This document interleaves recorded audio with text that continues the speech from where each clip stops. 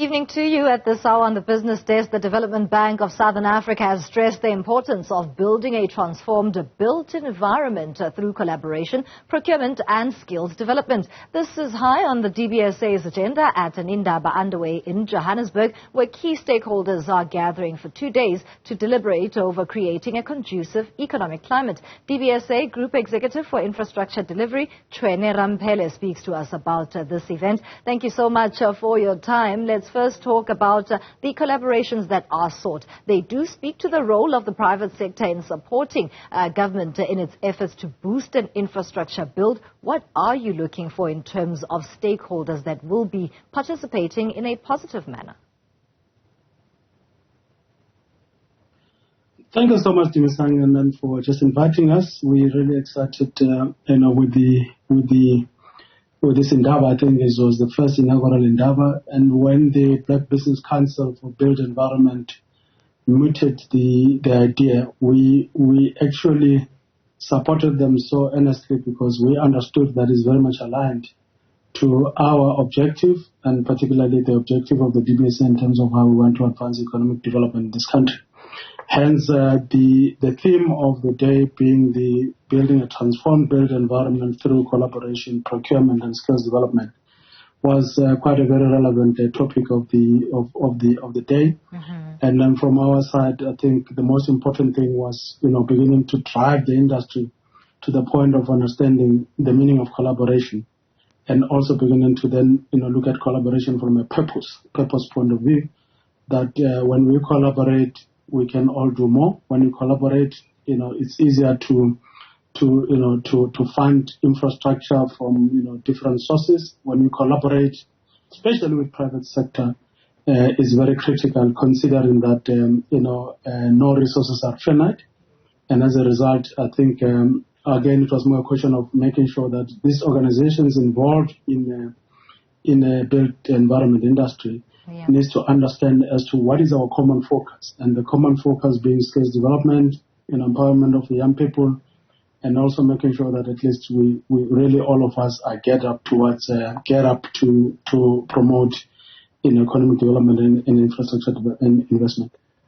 Well, such an indaba becomes even more crucial at this time in South Africa because the country is battling with an infrastructure cycle that has further been exacerbated by, or rather worsened, by the challenges that come in electricity as well as logistics.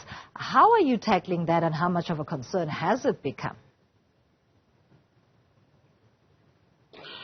It has really become a very serious concern, Dimsa, because obviously if you can't speak economic growth without having to look at what really, are the enablers of an economy. And particularly if you look at it, issues of logistics becomes very crucial to really ensure that there's mobility of goods. Issues of electricity becomes very important in terms of the, sparking industrialization, and as well as beginning to ensure productivity in the economy. And then further to that, there's issues of water that we get concerned about, which really were issues that people are raising to say, how do we deal with the issue? And as a result, we were really trying to put our heads together in terms of, sharing experiences on how best do we tackle this particular kind of issues. But again, the other issue being the issue of, in the whole design of all of this particular, infrastructure and approach to that, how do we deal with this aging infrastructure? Because part of what is South Africa's biggest problem is actually the infrastructure that is aging, and that speaks to lack of maintenance, because any collapse of service delivery to design happens from a point of a broken system, which particularly you hear that mainly pipes has really been old enough that they were supposed to be replaced. So those are some of the issues that preoccupied the space. But as a result, we were saying, how do we then tackle these things? Again, considering the fiscal constraints. And that's where the whole issue around leveraging private sector participation becomes important.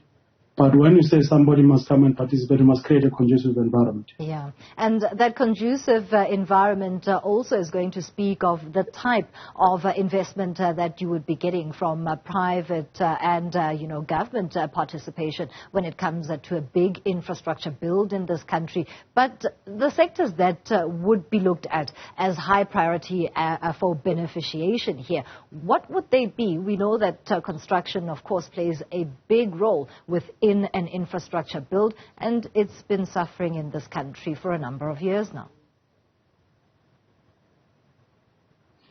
Yeah, I think the common focus at this point in time really speaks to how we deal with the issue of energy, and that's why we're saying, what are the innovative energy alternatives we can look at, apart from the whole issue around renewables, or rather the solar panels. Again, we're beginning to then explore the issue of how do we then, support, the hydrogen economy in those areas that is conducive, that we could really deal with the hydrogen in particular. But on the other side, we're then beginning to then say, we could still start looking at issues of hydro in areas where you have significant dams that we could really begin to generate some power to that effect. But you see, there to me, and the constraint there in relation to electricity is the issue of the network itself, the transmission networks. But those issues are being looked at, obviously, from government around how you then begin to deal with transmission and making sure that, the electricity generated wherever is being taken to a particular, place.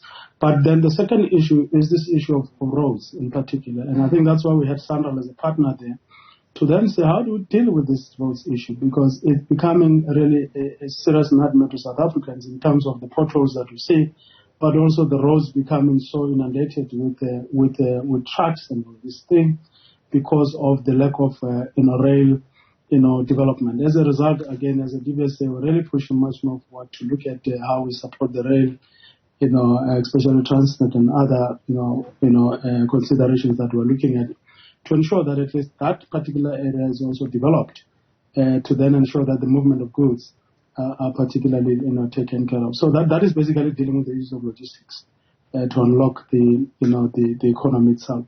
And you would have heard that the harbour there's a whole lot of backlogs. Yeah. So we are saying, look, it's because you just don't have any other means of delivering goods to the harbour nor fetching them from the harbour. And those are some of the issues that we think if you touch on them, then they become really very much more catalytic to then can free the economy and get the economy going.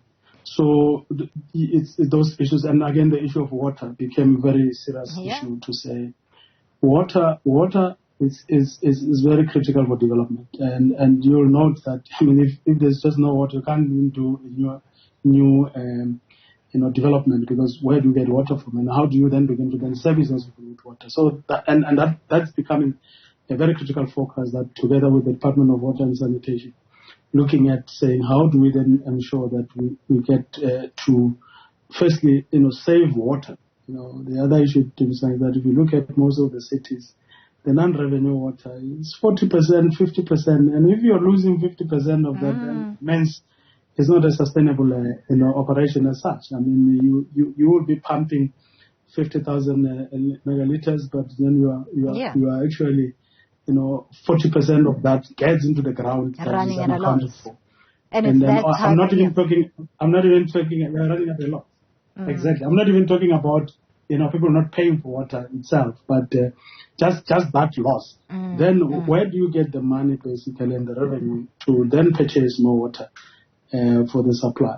And that for me is very critical, because it constrains development. You can't approve new developments when there's no water. That's true. And that's where you come in as a DBSA. Pardon me for interjection. That's where we come in as the DBSA. That's exactly where you come in, and I'm glad that the indaba is tackling all those issues that are becoming crisis points for the South African economy. That is Chuene Ramphele from the DBSA talking to us about their two-day indaba on a built infrastructure environment in South Africa.